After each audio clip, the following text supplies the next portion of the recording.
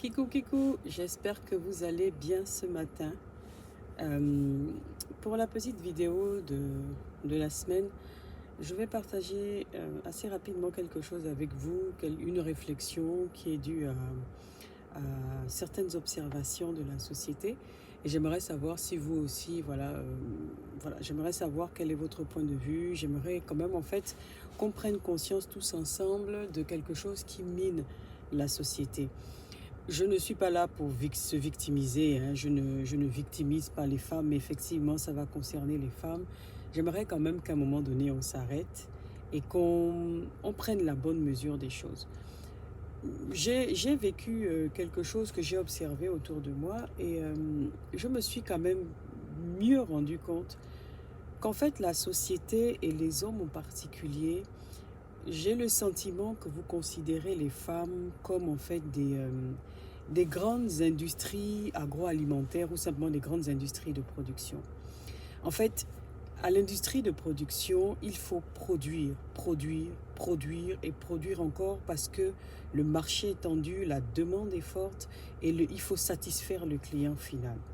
Le client, tant qu'il a son lait sur la table, il le boit, il ne se pose pas de questions. Le jour où il y a pénurie de son lait, c'est peut-être là qu'il commence à se demander, mais au fait, pourquoi il y a pénurie?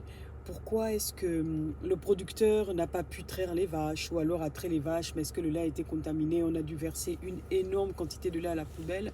Est-ce que l'industrie agroalimentaire qui s'occupe de conditionner ce lait-là a eu un souci? Est-ce qu'une des machines les plus importantes est tombée en panne? Ou bien tellement elle produit, au bout d'un moment, elle lâche?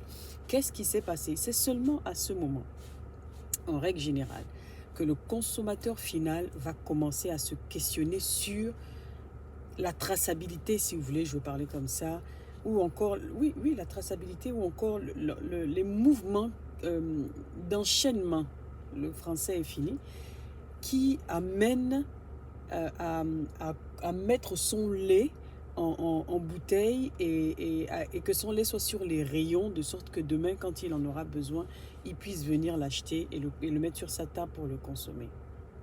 C'est très compliqué parfois, les amis. Quand vous faites le parallèle avec les femmes, vous vous rendez compte que la société demande beaucoup aux femmes.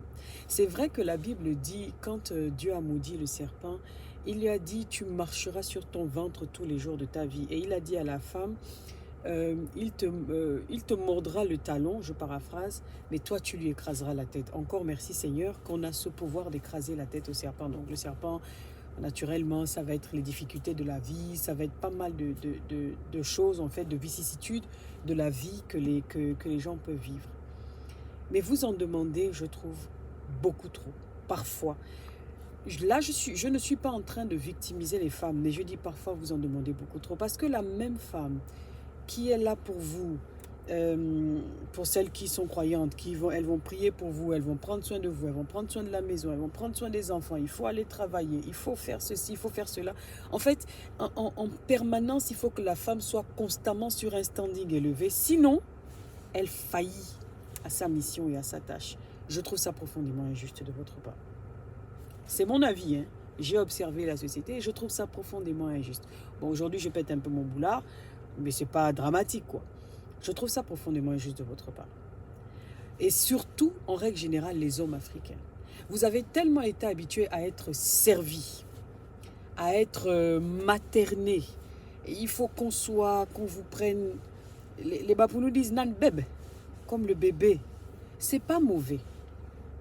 C'est pas mauvais et d'ailleurs c'est un honneur de prendre soin de son mari. Sinon, comme on dit au quartier, ben, les chisa, etc., elles n'attendent que le mauvais geste, hein, pour pouvoir récupérer. Comme pour certaines aussi, je ne suis pas en train de dire n'importe quoi sur vous, mais oui, parfois certaines aussi, vous attendez seulement la moindre occasion pour détruire parfois les foyers des gens. Mais bon, bref, je ne suis pas sur vous. Les hommes africains, en règle générale, vous êtes tellement habitués à être maternés, tellement habitués à ce qu'on prenne soin de vous. Tellement parce que maman a pris soin de moi de telle façon, il faut aussi que mon épouse prenne soin de moi de telle autre façon, parce que ma mère a toujours fait comme ça, j'ai vu mes grandes sœurs faire comme ça. Mais est-ce que vous vous êtes déjà posé une seule fois la question si ces femmes-là, en faisant comme ça dans cette routine, elles étaient heureuses? Je ne dis pas, encore une fois, Je pèse mes propos et mes mots. Je ne dis pas que les femmes ne doivent pas prendre soin de leurs hommes. La Bible d'ailleurs recommande de prendre soin de sa maison. Mais ce que je dis juste, c'est essayons d'équilibrer les choses, les amis. Que l'on soit en Afrique, que l'on soit en Europe, essayons d'équilibrer les choses. Parce qu'en fait, nous-mêmes, notre bien-être en dépend, le bien-être de nos enfants aussi en dépend, le bien-être de la société en dépend. Parce que si tu épuises émotionnellement la femme qui te soutient, mon frère, demain tu t'appuies sur quoi? Parce qu'il n'y aura plus rien pour te soutenir. Les Africains disent qu'on ne scie pas la branche sur laquelle on est assis. Réfléchissons un peu. Hein. Je vous laisse sur cette réflexion. Laissez-moi vos commentaires. Rassurez-vous, il n'y a pas quelque chose de dramatique, mais je voulais quand même le dire pour qu'on échange un peu. D'ici là, les amis, portez-vous bien. Ciao.